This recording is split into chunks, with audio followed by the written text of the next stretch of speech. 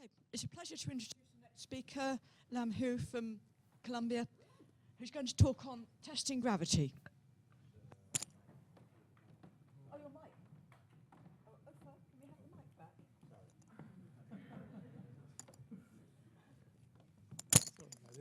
And it's already on.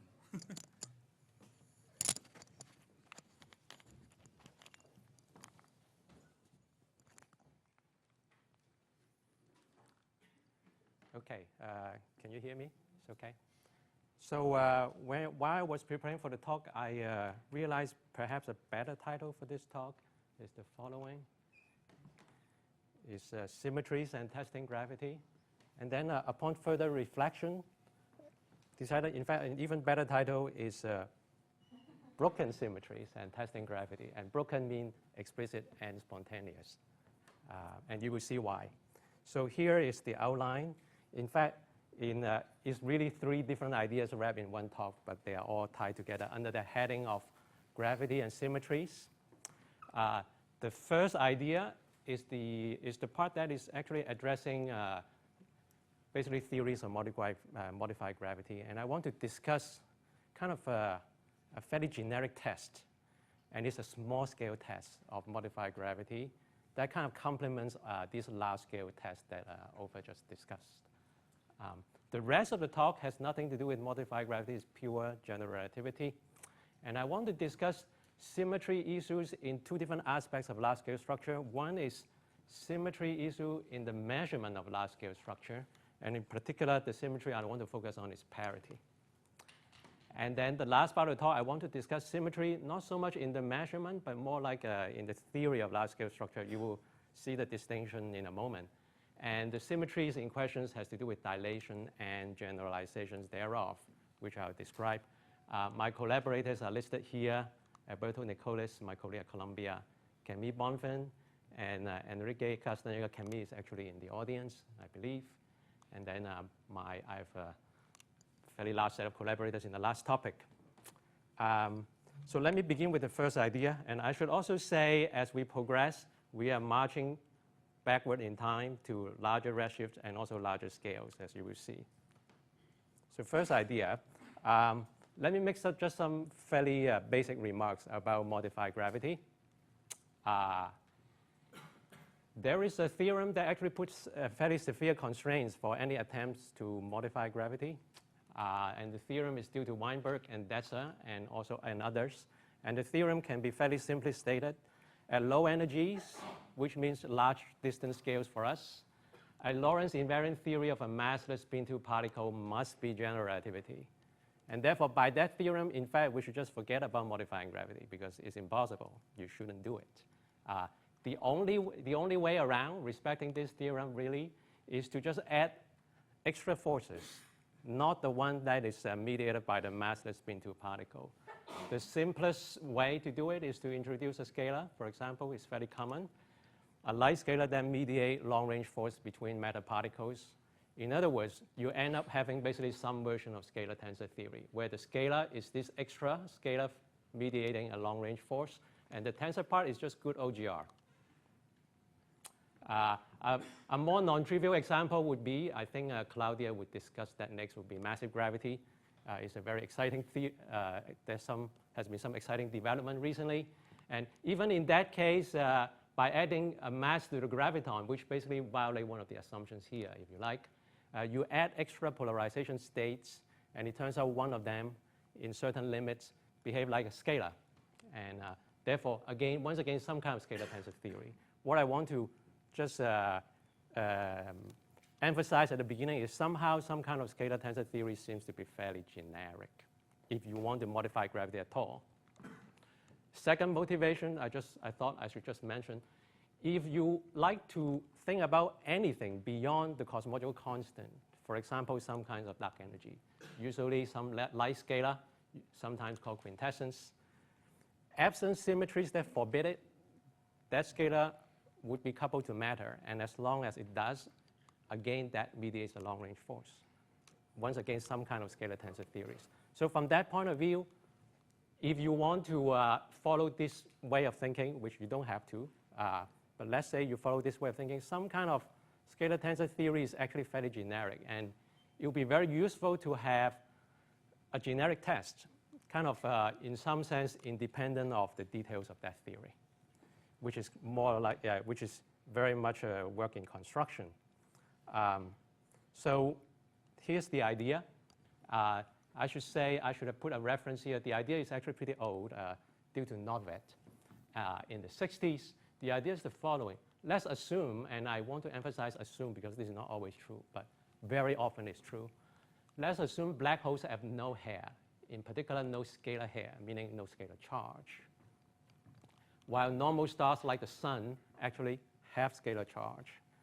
In that case, the black holes would not actually, if you have a background scalar field, the black hole would not fall according to that scalar field, whereas a normal star would. And therefore, in the same environment, the black hole would fall slower than the star. Of course, both of them have the normal GR gravity part, so that part caused them to fall at the same rate, but the scalar part of the theory would cause the black hole not to fall as fast as the star. And in general, if the scalar matter coupling is gravitational in strength, that difference is order 1. It's not small. And I should also emphasize this limit is presumably continuous, which means if you take the charge to mass ratio, scale them in the right way, for the sun, for example, it will be 1, let's say. And as you take your object to be more and more compact, it will go to 0. So it's a smooth limit, but let's focus on black holes. Now, in the past, this effect would be hopeless to detect. That's why not so much attention has been paid to this idea, because the classic scalar tensor theory is the Brand-Sticky theory. And solar system tests already very strongly constrain Brand-Sticky theory. It tells us that that scalar must be extremely weakly coupled to matter, much weaker than gravitational strength. And therefore, you shouldn't expect to see any big effects because the scalar force is so much weaker than the gravitational force. So even though the black hole has no scalar charge, who cares? It's a very small effect. Recent versions of scalar tensor theories, motivated by DGP, massive gravity, and so on, at some level offers some a hope that you might be able to see this effect. Because in these theories, sometimes by construction and sometimes actually by the nature of those theories, they pass solar system tests, meaning the orbital motion of planets around the sun has a very little deviation from GR, yet they have interesting order 1 effects elsewhere. In particular, on cosmological scales, it has to have order 1 effects for it to be interesting in terms of explaining cosmic acceleration. And so these theories have more structure that allows you to somehow satisfy solar system tests, yet have interesting effects elsewhere. And that's what I want to address. I think Claudia might, I hope, would discuss a little bit more about screening mechanisms, which I won't go into in detail, which means I'll skip this slide. So let me go to the idea. It's actually very simple. Let's consider there's some large-scale structure in this neighborhood of this galaxy. And that large-scale structure sources some gravitational field. And it sources the normal GR gravitational field plus the scalar gravitational field, and the scalar gradient, the scalar profile is represented by this wave, basically. Galaxies would fall according to that gravitational field and scalar field generated by large-scale structure. And it's going to fall in this direction, let's say. Now, we know galaxies very often have a massive black hole at the center. And now it becomes a very natural question to ask, how would that black hole fall compared to the rest of the galaxy? Remember, we said earlier, the black hole should experience normal gravitational force, but 0 scalar force, whereas the rest of the galaxies, dark matter and stars, would experience both. And therefore, the black hole should fall slower. And therefore, you expect over time, this is what's going to happen. The black hole would get displaced. Now, naively, you might think the black hole would just leave the galaxy altogether. Actually, that won't happen. Over time, you will reach some kind of equilibrium because of the following. If you look at the mass enclosed in the central region of the galaxy, that gives this black hole an additional pull that compensates for the lack of the scalar force on the black hole. So over time, it will reach an equilibrium, and the equilibrium is determined by just two things. One is the strength of this external scalar force, and two, the central density, mass density of the galaxy. The balance of the two tells you where you reach equilibrium. And you would know, and you can expect the equilibrium offset would be the smallest if the central density is small, right? If the central density is large, you only would be offset by very little before that additional pull would compensate for the lack of scalar force.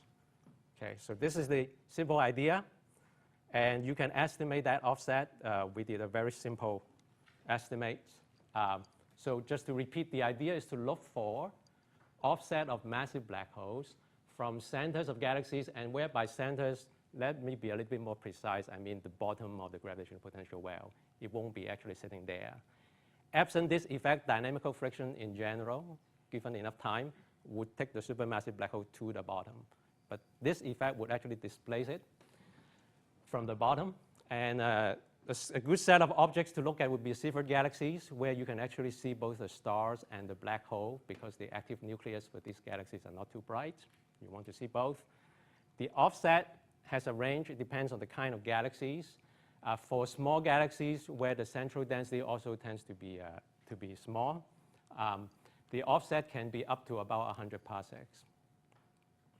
Okay, I should mention, though, there are, of course, astrophysical effects that could mimic this one. And so I list a few here. Number one, the black hole at the center could have, often have jets, and in fact, the jets need not be symmetric.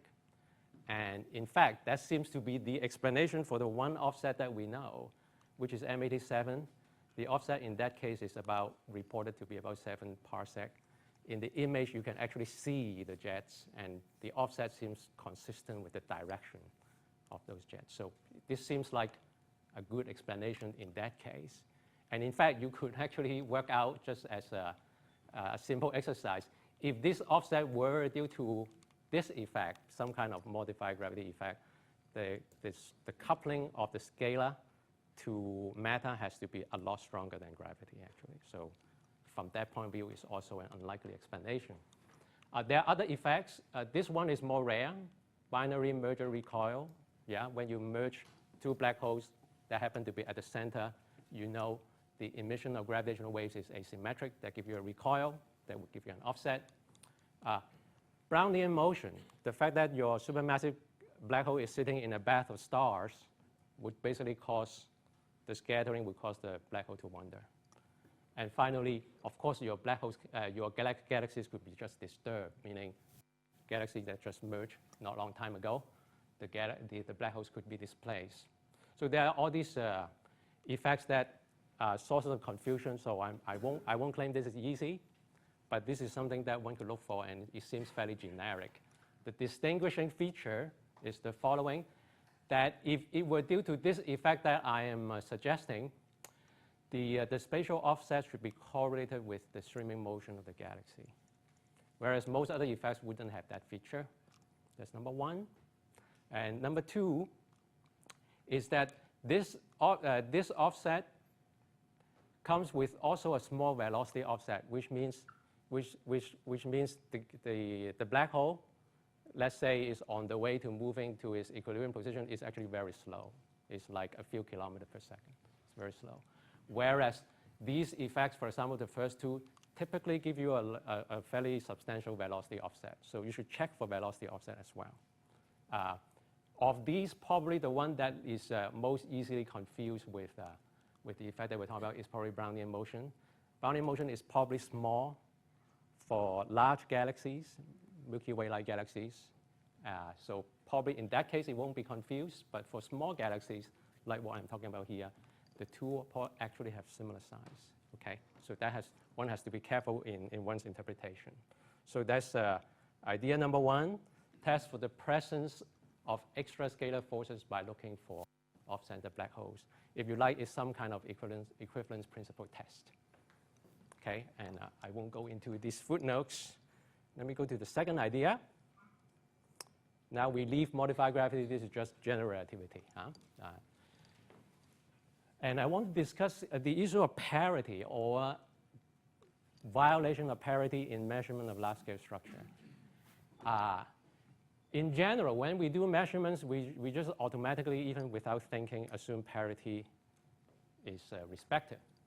And for good reason, right? Because let's say I have these 2 points. I measure the galaxy two-point correlation function, which is shown here, delta and delta.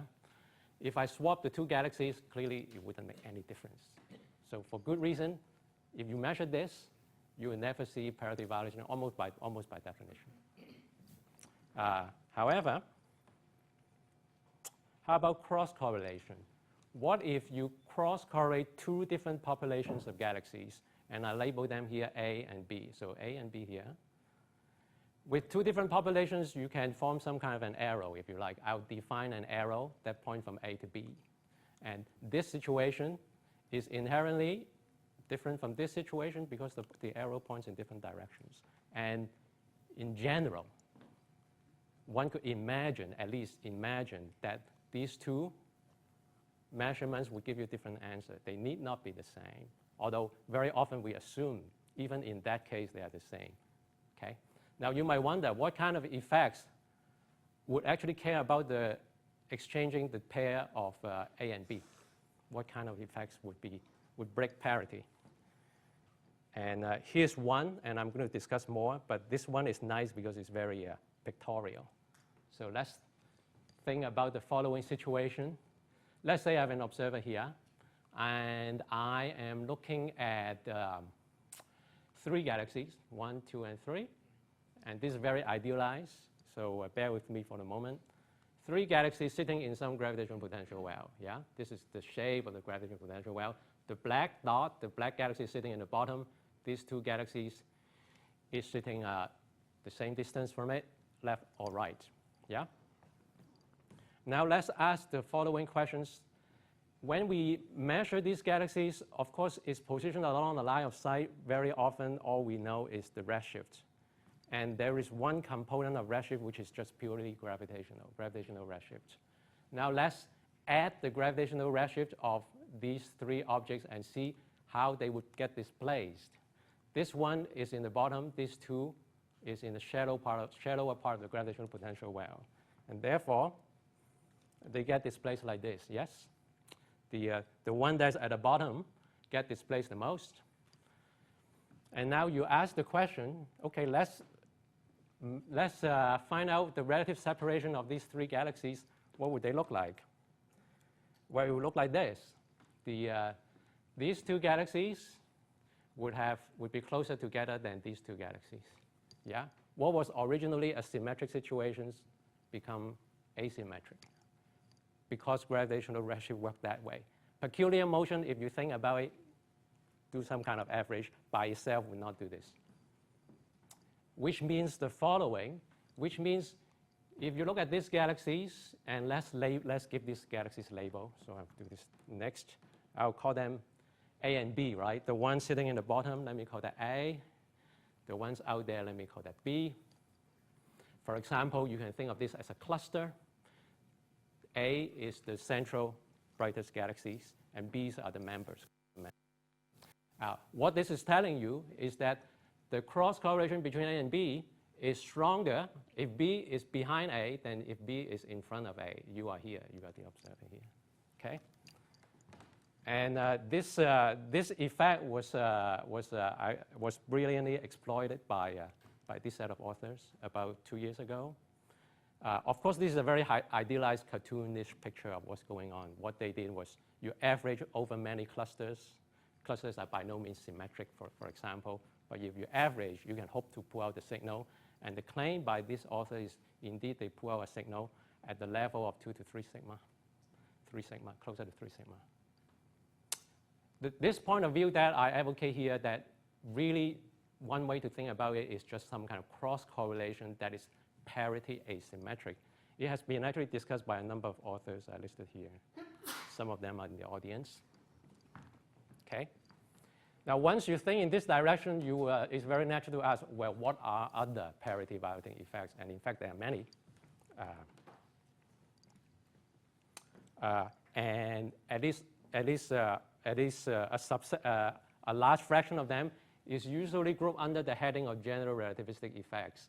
And basically, essentially, they work as follows, that the observed fluctuation in galaxy density is equal to the true galaxy density fluctuation multiplied by some kind of correction factor. And you can organize the corrections by basically h over k and h over k squared. These terms are going to be very hard to observe, as you can imagine, because we generally observe structure that are subhorizon. So these guys are probably the ones that we'll observe first if we do observe these general relativistic effects. And these effects, because it carries single gradient, they are parity violating. It's basically just because of that. And there have been a lot of work in the last several years just working this out, the general relativistic effects. I want to point out there are also more mundane effects that violate parity, and we have known about them all along. The more mundane one is just evolution, no? Because let's say you have an observer here, you are looking at these against 3 galaxies, and clearly the correlation function evolves with redshift. The fact that it evolves with redshift means you actually care about whether B is behind A or in front of A at some level. Yes? And one of the points I want to emphasize is, in fact, you can disentangle between this and perhaps more interesting general relativistic effects, like the ones that I showed in the last slide. They are both parity violating, but evolution effects have actually additional features. Evolution effects, in fact, violate translational invariance, if you think about it, because you actually care where you are observing, because things evolve. Okay, so the fact that it has that additional feature allows you to disentangle between these two things, which is helpful if you want to somehow zero in on the general relativistic effects. Okay, so I want to make a number of footnotes. Footnote number 1, the parity violating effects I'm talking about here only care about parity in the redshift direction, okay, not in the angular directions. In fact, it would be interesting, we put some thought to it, are there effects actually even in the angular directions? If I have time, maybe I'll talk about it. Footnote number 2, these terms, these basically parity violating terms, they can be derived actually in, I would say, almost Newtonian manner. And that is kind of nice to see because you can really see where each of these effects come from. And it's described in a paper if you're interested. A detail of that actually turns out to be that the gravitational redshift effect that I described in the last slide, if you assume galaxies move on geodesics, is in fact exactly cancelled by other general relativistic effects. However, there are still parity violating effects that remain that can give you interesting parity violation in terms of observations. But the gravitational redshift effect per se, at least on linear scales, is in fact exactly cancelled if you assume galaxies move on geodesics, that they obey Euler equation. Okay. Footnote number 3, I won't get too much into it. You can also think about basically selection effects that would give you some kind of preference or some kind of preference for directions. Okay, but let me not go into that detail. Let me summarize this part of the talk. Lessons for large-scale structure measurements. The basic lesson I want to put forward is that when one do measurements of especially cross-correlation functions, don't just add them. These two different diagrams, don't add these two contributions to your two-point function, don't add them. In fact, you might want to subtract them because when you subtract them, you might pull out interesting signal. More generally, what you probably want to do is not just to subtract them and add them, but to combine different orientations appropriately. Because as you can imagine, once you have this effect, how the pair is oriented with respect to line of sight actually changes the answer. And you should just combine all those orientations in the right way. The gravitational redshift effect that I show you, that basically tells you you should combine in a dipolar way. Okay? But let me pose a question. Given this understanding, it's kind of very natural to ask and see what you think. Do we similarly need to cross-correlate multiple populations, like in two-point function, to see parity violating effects in higher endpoint functions? That's the question for you. Do we need to do the same? Multiple populations, if I want to look for parity violating effects in higher endpoint functions? Yes or no? What do you think? Okay, if you think about it a little bit, the answer is no, you don't need to. And one way to convince yourself is, again, to draw cartoons. You draw triangles. Even if you have let's say three-point function, and you have galaxies, all same population now, I call them A, this triangle need not be the same as that triangle. And in fact, so basically the general statement is, if you want to look for parity violating effects in high endpoint functions, in fact, even just autocorrelations suffice, in fact. And once again, if you want to do this, pull out the general relativistic signal out of high endpoint functions, you should somehow combine basically triangle rotated, basically respect to the line of sight in some particular fashion in order to pull out the signal. Okay? So summary for the second idea, there are interesting parity violating effects in measurement of large-scale structure. At the two-point level, you need cross-correlation. Okay? However, at the high endpoint level, autocorrelation would just work. So that's summary 2. Okay, lastly, symmetries in the theory of large-scale structure. So let me try to make some connection between this part and the second part of the talk. Let's say I'm interested in some kind of endpoint function, right? Delta observed at point 1, at point 2, and so on. Yeah? I can think of this as basically an integral over the field configuration with some probability distribution. I write it as e to the minus s to suggest some kind of path integral, but it's just some probability, if you like. And in the second part of the talk, what I focus on is the following, is violation of parity because of what you observe, which is basically the nature of the observables that causes the parity violation. Of course, there's no fundamental parity violations unless we live in a strange universe. In the theory, which is basically this part, the probability distribution of delta itself. Okay? Whereas now, in this part of the talk, I want to focus on symmetries actually in the theory part, actually in this part, not so much on violation that somehow comes from the definition of observables. Okay? And in particular, I want to focus on nonlinearly realized symmetries. And by nonlinearly realized, I mean the following, where the field of interest, often called pi, representing pion, but you can think of this as any large-scale structure observable. If under the symmetry of interest, pi transform like so, that pi experience a shift, and the shift I call c, but it doesn't have to be a constant. The main requirement is that shift is independent of pi. And this is what we mean by a nonlinearly realized symmetry, as if it's associated with some kind of spontaneous symmetry breaking. And we know that there are actually very powerful theorems, sometimes called low energy theorems, sometimes called soft bound theorems, that relate n plus 1 point function to n point function, and the relationship looks something like this, very schematic, okay? Where I'm interested in some kind of n point function, let's say, with momenta k1 up to km. So this is a product of observables at those momenta. That correlation function is in fact related to the same correlation function with an additional leg, which is the pion, which is supposedly at soft momenta. You have to take the q, the momentum of the pion, to 0. And these are fairly powerful theorems. They are non-perturbative. And so what you want to do is to ask, in our theories of large-scale structure or perturbations from inflation, what kind of symmetries of this sort exist for which you can write down this kind of relation. This kind of relation is often called consistency relations.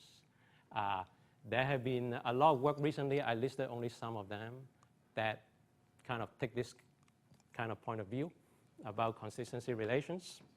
Some of the authors are in the audience. Okay, so let me show you an example of such a nonlinearly realized symmetry, which is the easiest to understand, and it was first discussed by Modesena. And let's take the co-moving gauge, which means I'm going to take a gauge in which the equal time surface are surface in which the inflaton has 0 fluctuations. The spatial part of the metric is like so, with the scale factor e to the zeta. Zeta parameterize the scalar perturbations is basically the curvature perturbations. Gamma is the tensor perturbations. Okay, so this is the spatial part of the metric. So what is this dilation symmetry that I'm talking about? This dilation symmetry is the fact that if I rescale my coordinate x by this factor, where lambda is just a constant, clearly I can actually absorb it by shifting zeta.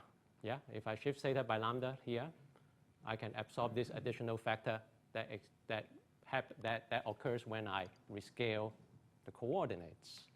And the fact that zeta experience this nonlinear shift is this phenomenon of nonlinearly realized symmetries I was talking about. So here in this example, zeta plays the role of the pion, and you can work out precisely what kind of soft pion relation or consistency relation you expect, and it looks like this. And it was first discussed by Modesena, okay, where let's say endpoint function of zeta, taken suitable derivatives thereof, is related to endpoint function of zeta plus one more, which is the soft zeta. Okay, and it has to be divided by the power spectrum of zeta itself.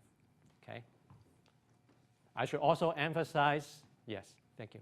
I should also emphasize this relation is in fact more general than this, meaning this bunch of observables, products of zeta, can be other things. Doesn't have to be zeta themselves. Okay. One of the recent developments in the last 2 years or so is the realization, in fact, there are generalization of this. This one basically takes rescale x, but in fact, you can take x and add a piece that goes like power law in x, okay, which actually creates a nonlinear shift in zeta that is some kind of power law in x. Where m here, I'm writing very schematically, is some kind of tensor. There's some kind of tensor contraction that I'm not displaying. And similarly, tensor also experience such a nonlinear shift. And you can just work out in general what is the consistency relation, and it looks like so.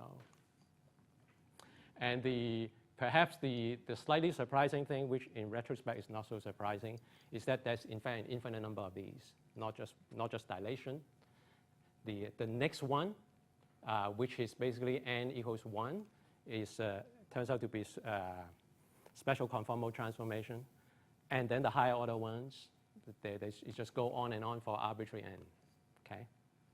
I want to make a few remarks about these consistency relations. Number one, these symmetries, if you think about it, let's look at this one, is really just good old diffeomorphism, right? And so these are gauge symmetries, which might lead one to think these are basically completely empty statements. However, they are not, because we know these relations can in fact be violated in certain theories, like in, for example, the theory where the initial conditions is determined by some curvaton fluctuations. So if you like, these consistency relations, one way to think about them is they are a test of initial conditions. Okay? And these relations are satisfied when the initial conditions correspond to basically that from a single clock. Okay? Basically the simplest inflation models. Okay, so that's point number one. Point number two, these relations are non-perturbative, meaning in principle, these zeta can have large values, very high K. Now, of course, from the point of view of inflation, that's not so interesting because our fluctuations are small anyway. However, from the point of view of large-scale structure, these relations might be very interesting because we don't have a lot of handles on nonlinear clustering. These statements somehow tells you something that is supposed to be non-perturbative because these are symmetry statements. About observables, and I emphasize here, it doesn't have to be zeta. It can be actually anything. Only the soft pion has to be zeta itself. That can be a very high K, and it's supposed to work. Testing these, and so perhaps these relations should give us some theoretical guidance on developing understanding of clustering on nonlinear scales. And I also should emphasize the observables here doesn't even have to be related to mass in a simple way. They could be something related to galaxies or halos. As long as physics is local, this kind of relation should still work. The wrinkle in my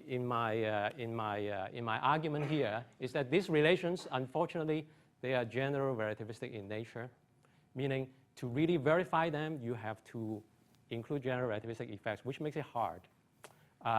Interestingly, recently it was realized by this set of authors.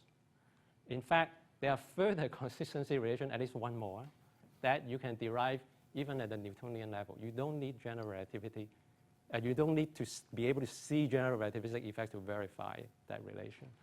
And I think it's a very interesting development. Maybe there are others we can write down.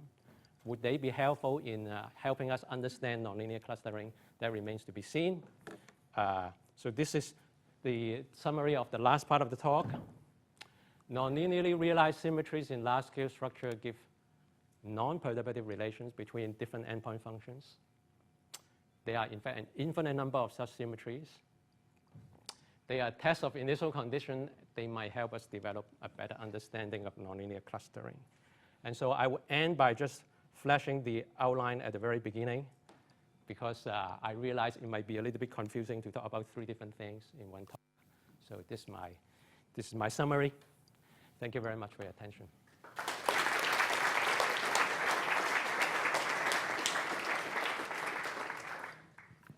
Well, thank you for a thought-provoking talks. So there's time for questions. Ruth at the back.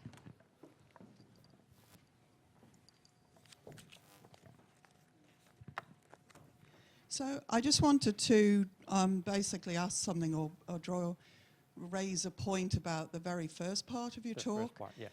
You're making a huge assumption there that the black hole just doesn't do anything with the scalar field. I mean, you know, that's so most of the no-hair theorems make incredibly restrictive assumptions. They're assuming that you're static and spherically symmetric. But as soon as you break that, I mean, black holes do interact with dynamical scalar fields. They do respond to them. Right. So I don't really sort of find, you know, that particular test that convincing, because I think you've got to know how your black hole responds to a much dirtier situation with a more complicated scalar field. I mean, we know that black holes, in fact, do carry non-trivial scalar profiles. You know, in the case, well, in the case of chameleons, you know, in the case of, yes, they do. Yes, they do. You will see the paper, you know. I haven't seen the paper. They do. They carry non-trivial scalar profiles. You mean with time-varying scalar field? You need to have some spatial not profile? Not even with time-varying scalar fields. Sorry? But not even without time-varying scalar fields. Do you need spatial variation across the... you need spatial variation at the boundary condition? No. In what way spatial variation? No, not really, no. No, if I've understood you. Well, then that's inconsistent with Bekenstein's theorem. There's a theorem by Bekenstein. No, I'm afraid the no-hair theorems simply don't apply in that case. For chameleons, I would think so. No, they don't. For Galileans, no. No, we can prove that they do not. I have to see the paper. Yeah. But let me address your question. I agree with you 100% that you can write down theories, where black holes have scalar hair. I mean, those examples exist. By and large, most of the models that I'm aware of, they are under discussion in the context of cosmic acceleration. You can prove no-hair theorems for them. For example, Alberto Nicolis and I proved a theorem for Galileans. Let me give you an intuitive argument for why we expect this to work in general, although, once again, there are exceptions. So here's the argument. Let's say you have a scalar that is sourced by basically the trace of the matter T mu nu. Okay? Now let's ask, what is the charge, scalar charge to mass ratio for a given astronomical object? Okay? The scalar charge is only determined by the volume integral of that trace, whereas the mass of the object is determined by that contribution from the matter T mu nu and the gravitational binding energy.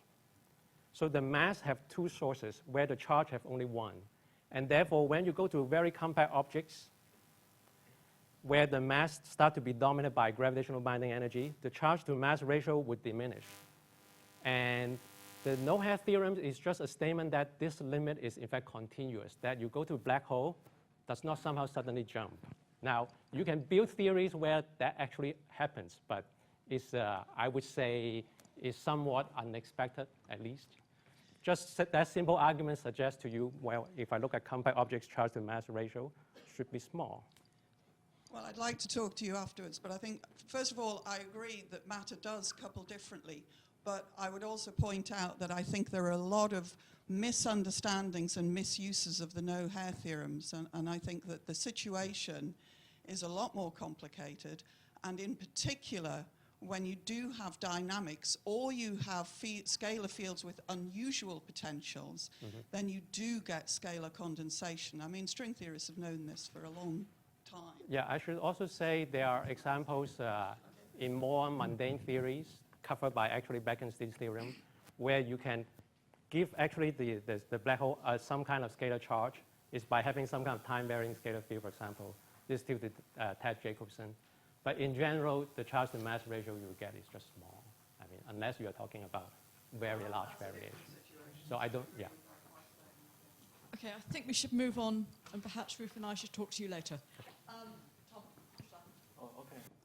So, well, I also have an example with the scalar field. So let's imagine you have a black hole and a global monopole, which is well known to have a deficit angle, and if the black hole swallows the global monopole, it's obviously what's going to remain is deficit angle, and this is something that you can measure, for example, by deflection of light, so as an additional effect.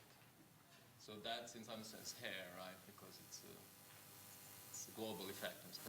Would you comment on that? Or Yeah, I'm not familiar with that solution, so I'm not sure I have anything intelligent to say. Well, I mean, the argument is very intuitive and simple. You have a global monopole which has a deficit angle that extends into infinity.